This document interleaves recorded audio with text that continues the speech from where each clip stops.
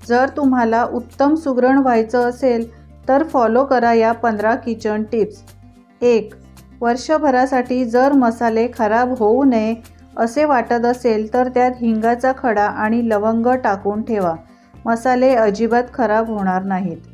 2. जर ग्रेव्हीमध्ये तेल किंवा तूप जास्त झाले तर फ्रीज किंवा फ्रीझरमध्ये थोडा वेळ ठेवा, वर तरंगणारे तेल स्थिर होईल आणि आपण ते सहजपणे काढून टाकू शकता। नंतर सर्व करण्यापूर्वी तुमची डिश पुन्हा गरम करा। 3. कोणत्याही प्रकारची क्रीमी आणि भरपूर ग्रेव्ही असलेली डिश बनवण्यासाठी कांदा, टोमॅटो, आलं, लसूण आणि काही काजूचे तुकडे पाण्यात 5 ते 7 मिनिटे उकळा। टोमॅटोची साल काढून टाकल्यानंतर सर्व काही एकत्र बारीक करून चाळून घ्या। जर तुम्ही या बेस सॉस किंवा पेस्टने तुमची ग्रेव्ही बनवली तर तुम्हाला खूप समृद्ध आणि मलाईदार ग्रेव्ही मिळेल। हा मसाला तुम्ही मिक्सरमध्ये सुद्धा वाटून याची ग्रेव्ही बनवू शकता। 4. मलईमधून जास्तीत जास्त तूप काढण्यासाठी त्यात बर्फ घालून मिक्सरमध्ये वाटून घ्या। यामुळे सर्व लोणी वेगळे होऊन वर येईल आणि मठ्ठा तळाशी राहील। याचा वापर तुम्ही कढी किंवा रवा इडलीचे बॅटर बनवण्यासाठी देखील करू शकता। 5. चटणी बनवल्यानंतर जर रंग काळा पडत असेल तर चटणी बनवताना त्यात 1 चमचा दही घाला, यामुळे फ्रीजमध्ये ठेवल्यानंतरही तयार चटणीचा रंग काळा पडत नाही। 6. बिर्याणीसाठी तांदूळ वापरताना तो शिजवून थंड करून मगच वापरावा। थंड झाला की भात मोकळा होतो आणि छान लेअरसुद्धा त्याचे बनतात। 7. कांद्याची किंवा कोणतीही भजी बनवताना त्यात 2 ते 3 चमचे कडकडीत तेलाचे मोहन घालून भजी बनवली तर भजी कुरकुरीत बनते।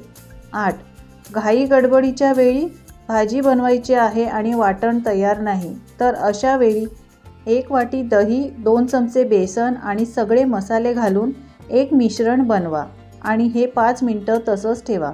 5 मिनिटांनी फोडणीत हे मिश्रण आणि आलं लसूण पेस्ट घालून तेल सुटेपर्यंत परतवून झाल्यावर भाज्या घालाव्यात। बिना मेहनतीची झटपट चविष्ट भाजी तयार होते।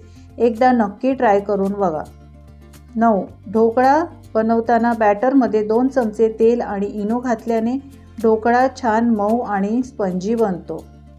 10. सुरणची भाजी बऱ्याच जणांना आवडत नाही, अशा वेळी सुरणचे काप करून आलं लसूण पेस्ट आणि मसाले लावून फ्राय केले तर सगळेच आवडीने खातील।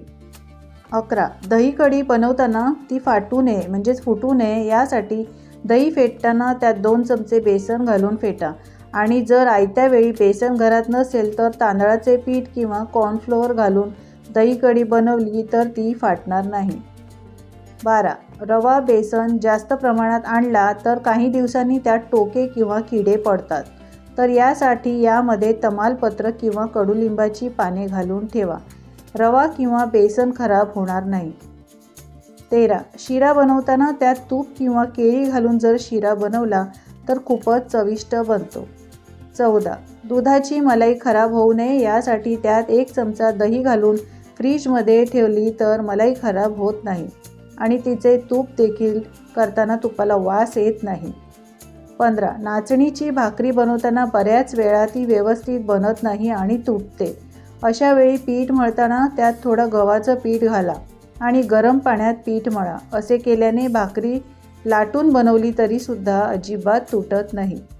तर गृहिणींनो, कशा वाटल्या या टिप्स नक्की कमेंट करून मला सांगा। आवडल्यास लाईक करा, शेअर करा आणि अशाच नवीन टिप्स पाहण्यासाठी चॅनलला सबस्क्राईब करा। धन्यवाद।